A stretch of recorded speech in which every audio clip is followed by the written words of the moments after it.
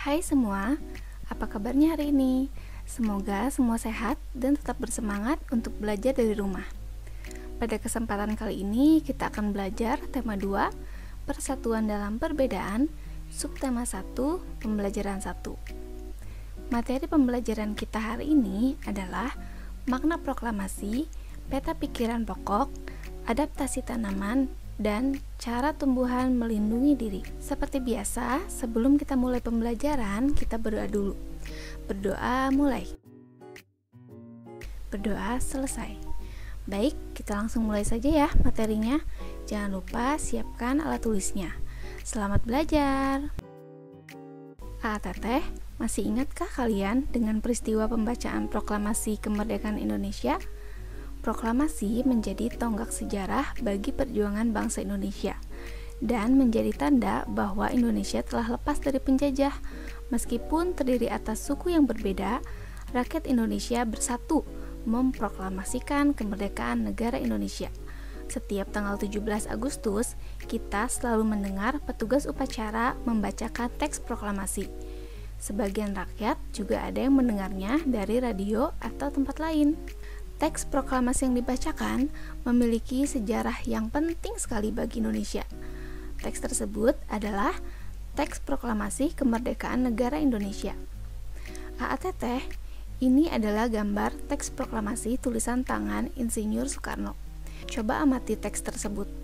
Hal lain apa yang ingin kalian ketahui tentang teks tersebut?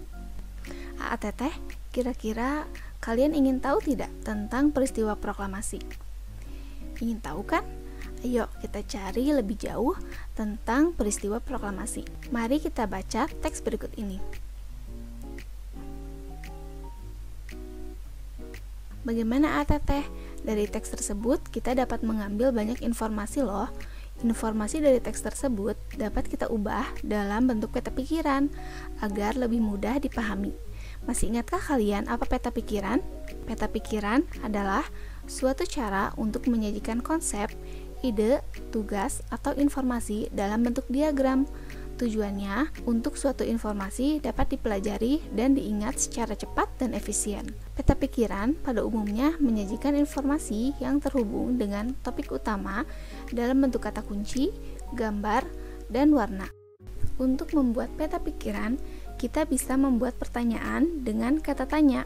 Ingat 5W1H, yaitu apa, siapa, mengapa, bagaimana, kapan, dan di mana. Berdasarkan isi teks yang telah kita baca tadi.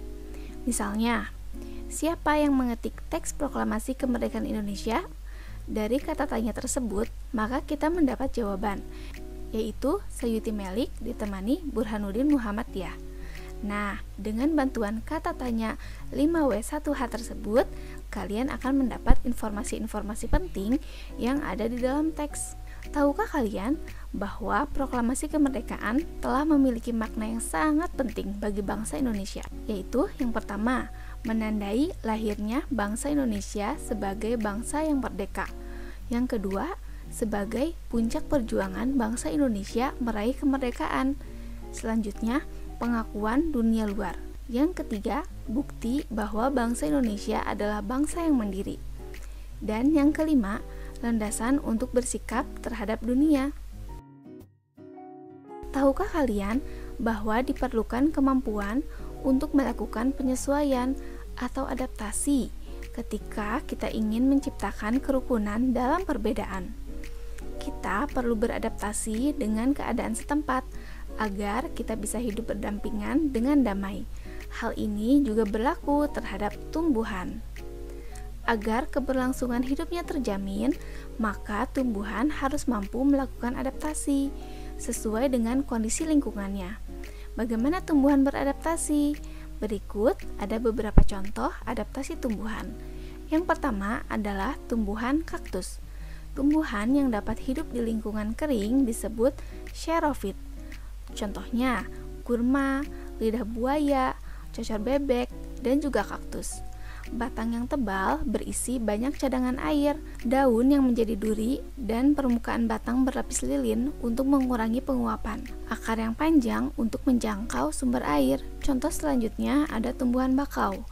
Tumbuhan yang dapat hidup di lingkungan dengan kadar garam tinggi disebut holofit. Contohnya adalah tumbuhan bakau. Daunnya kaku, tebal, dan licin, berfungsi untuk mengurangi penguapan dan menyimpan air.